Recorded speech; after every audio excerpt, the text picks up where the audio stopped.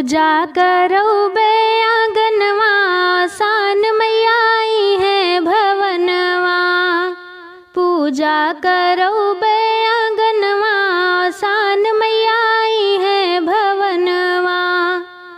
अंगना लिपाए मैया चौक पुरौबे, चंदन की चौकी पे आसन लगौबे।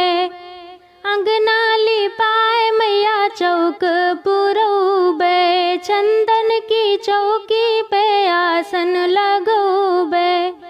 पखारब तोहरा चरणवा, सान मैया आई है भवनवा।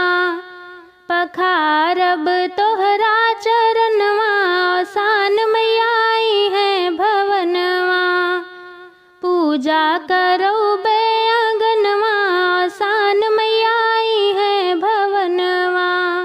कलशा भराए मैया दियना जलौबे, अक्षत चंदन कपूर मगौबे।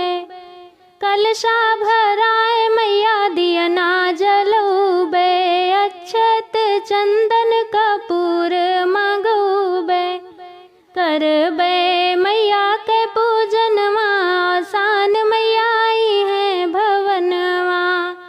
करबे मैया के पूजनवा, सान मैया आई है भवनवा। पूजा करो बे आंगनवा, सान मैया आई है भवनवा। सिंदूर से सबके मंगिया सजौबे, रंगना से मैया पौआ भरौबे। सिंदूर से सबके मंगिया सजौबे, रंगना से मैया पौआ भरौबे। गौबे भजन कीर्तनवा, सान मैया आई है भवनवा। गौबे भजन कीर्तनवा, सान मैया आई है भवनवा। पूजा करो बे आंगनवा, सान मैया आई है भवनवा। सात सुहागिन का अंगना बोलौबे, चना गुड़ लाई से कोछवा भरौबे। सात सुहागिन का अंगना बोलौबे, चना गुड़ लाई से कोछवा भरौबे।